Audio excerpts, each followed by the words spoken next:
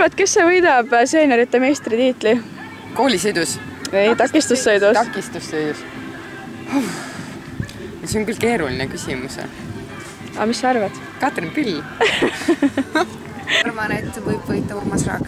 Kõige lahedam oleks, kui Urmas Raag kaitseks seda. Aga võidab sport. Noh, ma loodan, et võidab Paul Argus. Aga vaatame, mis saab. Mis sa arvad, kes võidab selle aasta seeniorite meistritiitli? Mina väga loodan, et võidab minu küla mees Urmas Raag, kes peab oma tiitlit kaitsma. Mis sa arvad, kes saab takistussõidu seeniorite meistriks? Mina arvan, et Rein Pill. Ilmselt võidab Urmas Raag, aga võiks võita Paul Argus. See oleks kõik hästi. Paul is the champion! Tiit Kivisild. Paul Argus. Ma arvan, et Paul võidab.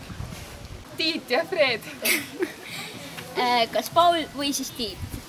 Rein Pill on Brokil. Ma arvan, et võidab Urmas Raag. Pillikati ütles, kui tema ei tule, siis mina saan peksa. Aga Võidab sport.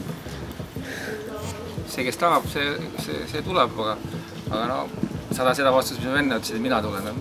Ka võib nii, et mina tulen. No see oli ükskord ammu juba. Siis kui Kullo veel Antslas elas, siis oli selline nägemus Põdra Tõnul, et 2016 aastal tuleb Eesti meistriks Urmas Raag. Nii on.